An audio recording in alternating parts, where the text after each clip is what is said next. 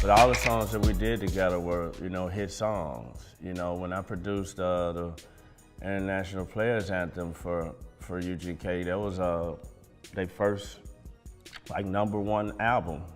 The International Players Anthem originally was called Choose You, and it was a Project Pat song that I did for Project Pat on his second or third album. And Pimp called me from jail, and he was like, when I get out, the first thing I'm doing is I'm coming to your house in LA, and I want you to give me that beat, and I don't want you to do nothing different to it, Paul. Keep it the same. I still did a small something different in there. I don't think he really noticed it. But he said, keep the beat the same, Paul, keep the beat the same. And when he got out of prison, he came to our house and rapped over it. And did it, and it blew up.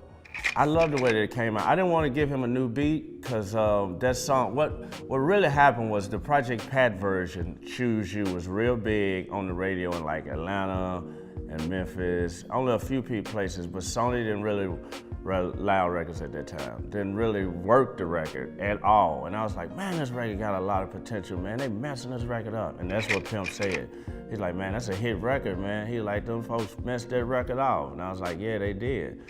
And then they took it and blew it up. We was on the original version. Me and Juicy was on the original version, but Sony was Loud. They didn't want to clear us to be on the single version, which was stupid. But it was fresh after we had won the Oscar and this and that, so they kind of they was all hyped and oh my God, we got the biggest group in the world, shit, and all that, whatever. So, but you know what, to be honest with you, I'm glad that they didn't clear it for us. We was on the album version, but I'm glad they didn't clear it for us to be on the single, because Outkast was way better fit. Way better. And I get paid off of it anyway, so I don't even care. I just cleared that song for a license for a Jim Carrey movie just a few days ago. I still get calls clearing that sample. Shout out to Pimp C, man, rest in peace. Shout out to Bun B, shout out to Big Boy, shout out to Andre 3000, shout out to Juicy J, shout out to DJ Paul, shout out to Country Black, shout out to Project Pat, shout out to La Chat. All y'all raised me, man. I love y'all. I love y'all for life, man. Thank you for you living out your dreams. I really, really appreciate that, man. Y'all niggas raised me. My ducks, my swans, welcome to the pond.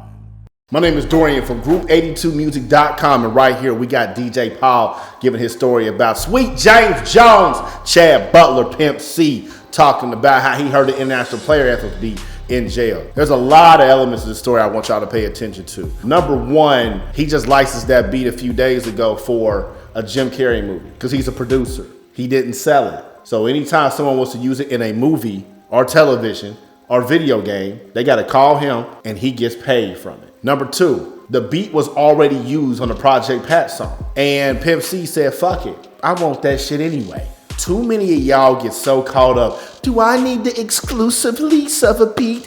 I don't want to rap on that. That already blew up. We've already seen this before. Lloyd Banks had the Jaleel Beats beat that went to Bobby Shmurda and was hot, nigga. He had it for his song Jackpot. Bobby Shmurda didn't give a fuck. He made his version. If the song is for you, the song is for you. And so many of y'all now with YouTube beats get so caught up. And should you get the lease and all that? Man, just buy the motherfucking beat, man. You ain't got no goddamn fans. Nobody knows who you are. When you release the shit, you gonna get 3 clicks. And you know you are. Humble yourself. And if your shit blows up, guess what, nigga? That beat belongs to you. That's what happened with me with Don't Sleep. That beat had like 100,000 views on YouTube. I don't give a fuck. I like it. I'm taking it. What happened? I got 1.5 million streams on there, whatever the fuck it is. Song changed my life. And then finally, listen to what the label was doing. The label almost fucked it up, right? Project Pat had the song, it was on the radio, it was moving, but they weren't promoting it like they were supposed to. Why? Because the labels never know what to fucking do. And Paul saw the potential, and Pimp C saw the potential, but the labels had no idea. Another reason why you shouldn't be putting everything that you want to do in the hands of the labels. They don't know. They don't fucking know. They are ran by people who are manipulators and want to take money from you. which is why you gotta do everything on your own.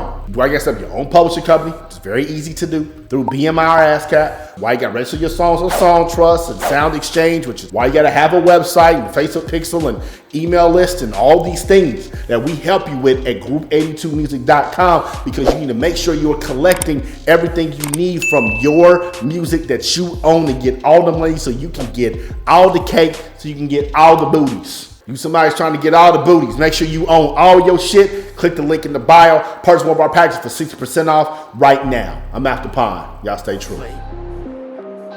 Nigga, don't sleep. Don't sleep. Nigga, don't sleep.